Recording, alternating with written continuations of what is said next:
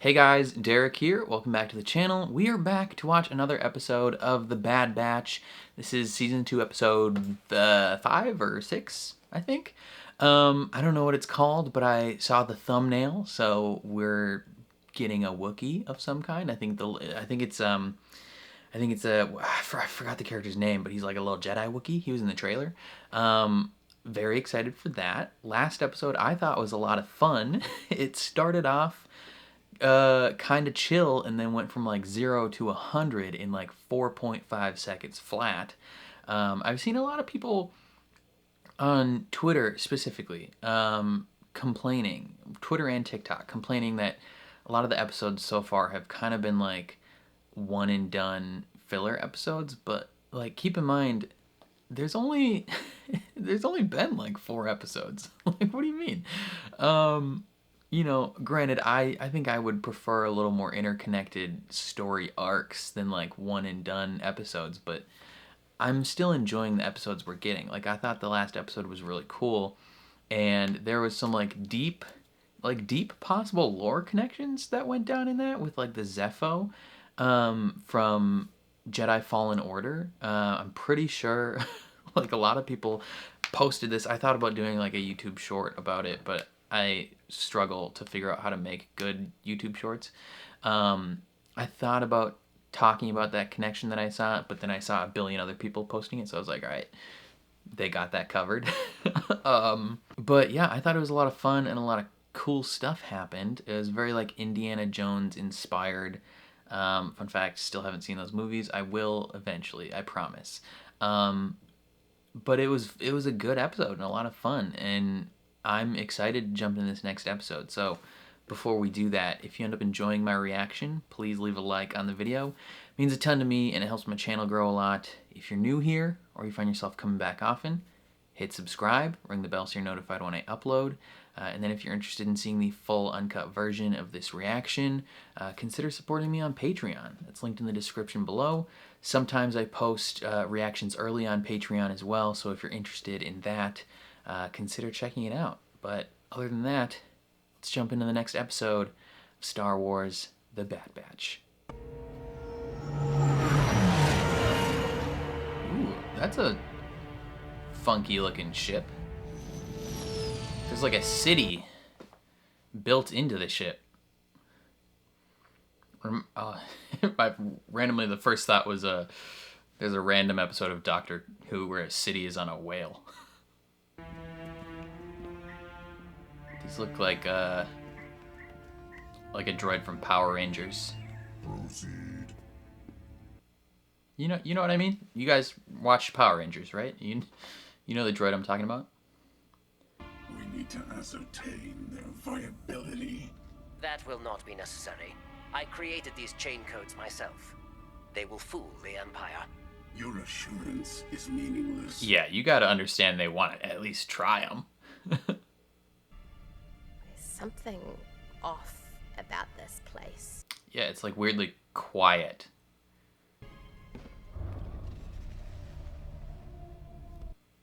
Wookiee howls! Of course Omega immediately bails on the ship to go investigate. Ooh. Stop! You're hitting him! We know that one, right? This is the one? Do not interfere with Vanguard access business. This is the Jedi Wookiee?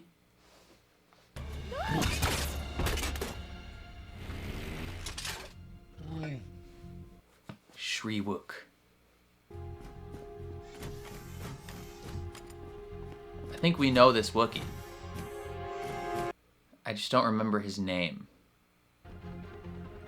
Gungi. No? That's a different one.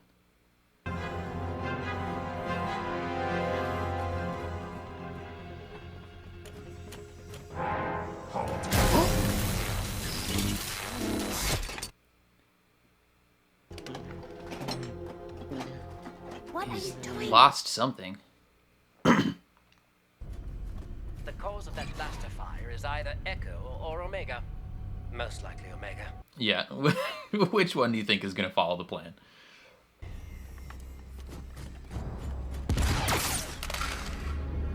They're with us.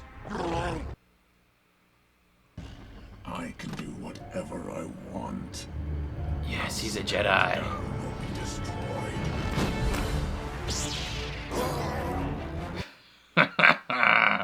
Hunter's like, what the frick? We got a Jedi? That's my boy. That's my boy. I remember him from the Clone Wars, right? Yeah. This way?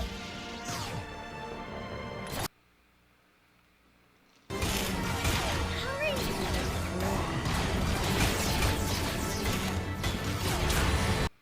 He has some reservations about getting on this ship with them.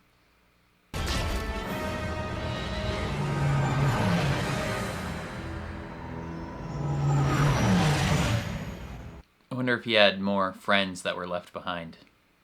Why is he sitting back there alone? Because he's scared. He's been through a lot. That looks like some tasty food. What's wrong? He doesn't trust us. Well, seeing how all clones were given an order to execute the Jedi, he has good reason to be cautious. Facts. I'm Omega. What's your name? Omega. My Wookiee's a little rusty, but I think he's... Yes, I knew it was Gungi. It's Gungi. Gungi? Gungi. And was attempting to reach the Wookiee homeworld of Kashyyyk before he was captured by those smuggling droids. I'm not sure how you survived this long on your own. He's a Jedi. If he's trying to get to his homeworld, we can take him. Been a while since we've been to Kashyyyk.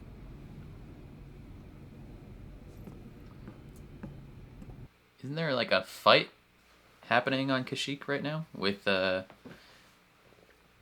Gerrera? He's not safe anywhere. Maybe that's a couple years later with Cal Kestis. Because I remember we go to Kashyyyk in Fallen Order, right? Yeah. I'm pretty sure. I could have sworn his name was Gungi, not Gungi. But maybe that's because Hunter's Wookiee is rusty.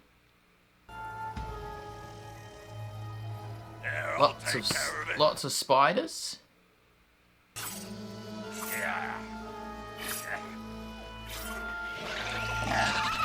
Wow! They're swarming us. What is that? He says they will not attack unless we pose a threat. Okay, then be nice to them.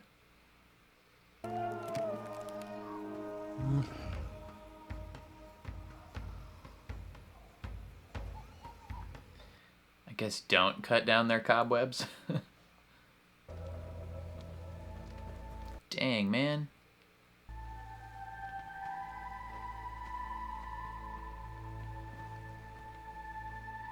Tanks came through here.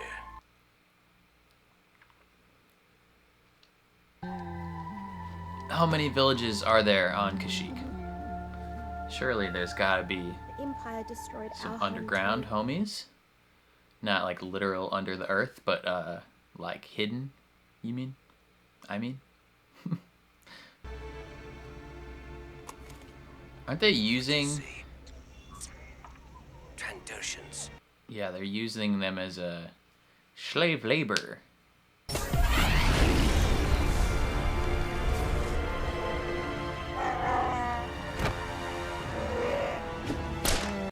Ooh.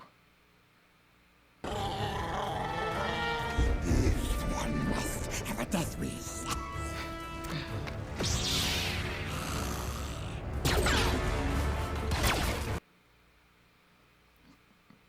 He's not happy what you're doing to his people.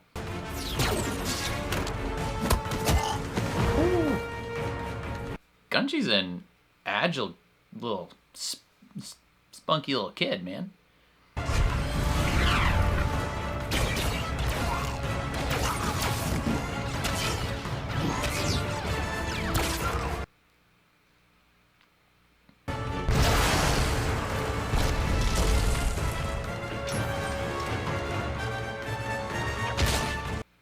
Yeah, just punch him in the face.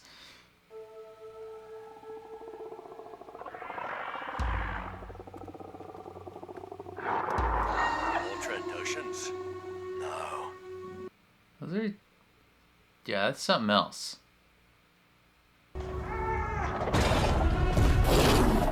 Oh! Damn, son.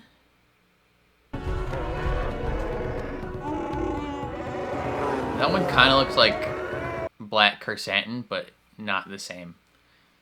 It's just got similarities to him. We were soldiers of the Republic, but let's just say we don't see eye to eye with the Empire. Facts. Mega facts. What do we have here? Lightsaber marks. Surviving Jedi. We need to notify Imperial Command. Oh, no, don't do that. Raise the jungle to its roots. 100 Wookiee pelts to whoever finds the Jedi. Damn, the Trandoshans suck. I feel like every time we see Trandoshans in Star Wars, they're just like the worst. Yana's scouts are reporting a large convoy headed in this direction. She says to leave. We say to fight. You don't have to do this alone.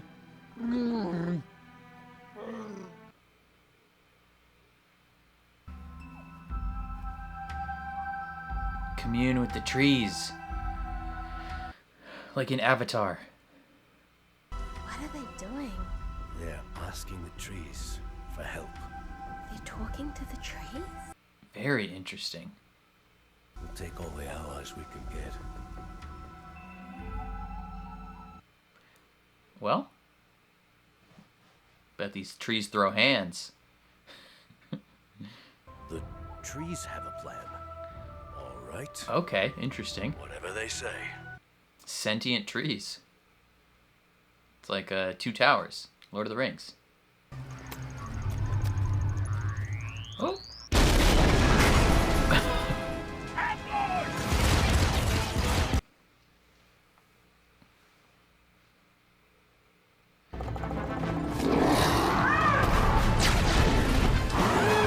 I love that they just ride beasts. Maybe spend a little less time celebrating, though. The fight's not done. Draw them into the nest. Oh, the spiders. Yeah, use the spiders.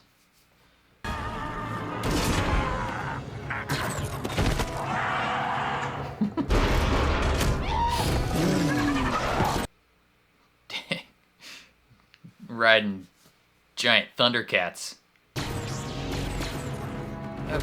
Gungi. Don't want to make yourself a target there, brother.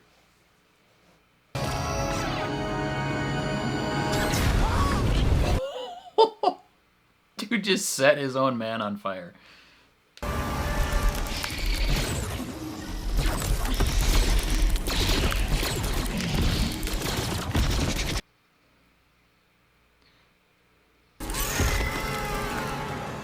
Okay. Knew what they were doing. Honestly, there's only like 5 bad guys left. Probably didn't need the spiders for that.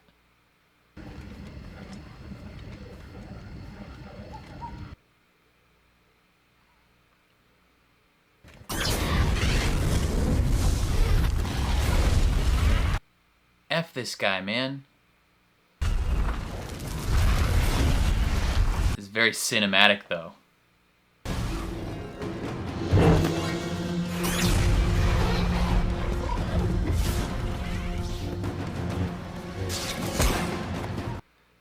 Let's go, Gungi.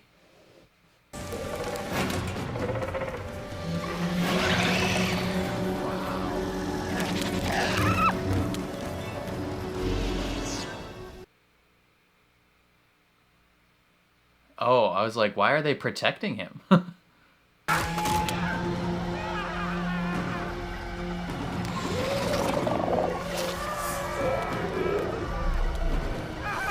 Damn. That is horrifying.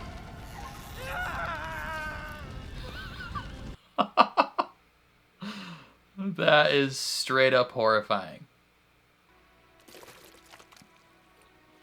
Not bad. Weird forest water. Ooh. Omega is communing with the tree now. When a young one leaves, the trees weep. But when they return, the trees sing. As this child has found his new home.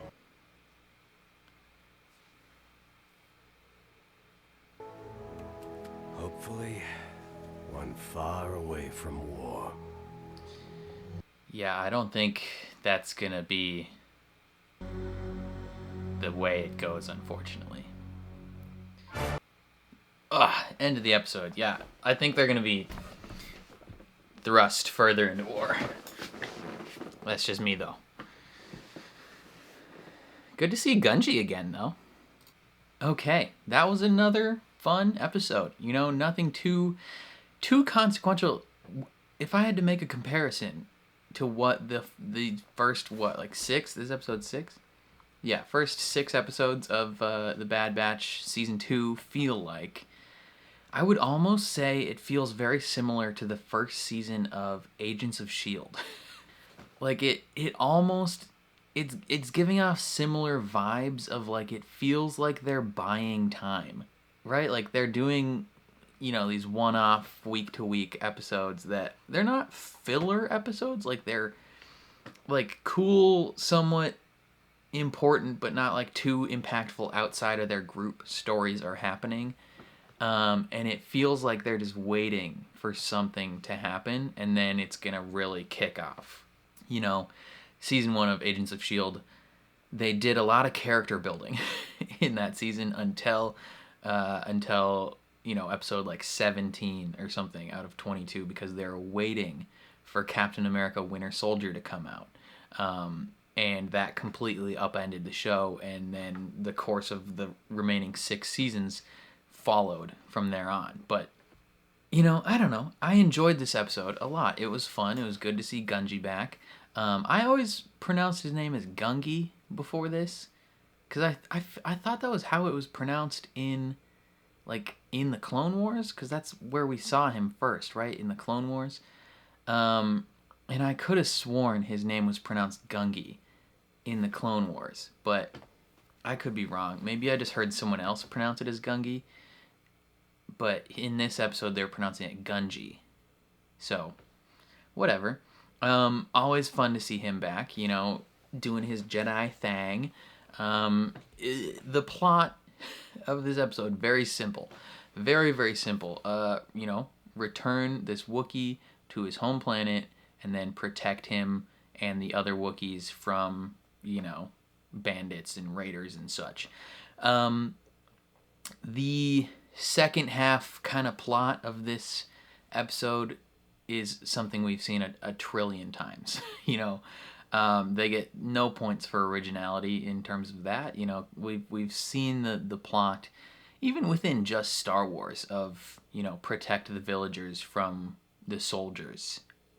In a sense, we've seen that like 5 or 6 different times just in Star Wars. If you include all of the animated stuff, we've probably seen it like 20 times. So that was not disappointing. It was still interesting and fun, but it wasn't like, wow, I can't believe they're doing this type thing. It was cool to see them like commune with the trees. That felt very like Avatar. Like not the Last Airbender, but like the Blue People Avatar. It felt like that. Felt a little bit like there's one scene in Rings of Power, in the Lord of the Rings of Power, where one of the elves talks to a tree, even though it doesn't like talk back, but he's like apologizing for cutting it down. Other Lord of the Rings properties, you know, Two Towers with the Ents. You know, it felt very similar to that. You know, you're fighting against these villagers, you're allowing nature to beat them while you be nice to nature, that sort of thing. It was a good episode. I do wish, like, none of the episodes feel connected to each other, which is a bummer. Like, it doesn't, to a certain extent, it doesn't even feel like, I don't know how to explain this. Like you could, like, a lot of times you might feel a connection even within the main cast of, like, you know, the consequences or the emotions of one episode lead into the next episode in terms of, like, our main cast of characters. But it doesn't even feel like that's connected episode to episode. Like, each of those feel wildly, like, fresh start, essentially. Like any one of these episodes, I think, could have been the first episode of season 1 or season 2. I mean, like I don't know. Again, I don't want to call it filler because there's character. I think this might be the most filler of all the episodes so far. If you don't, like, I don't know.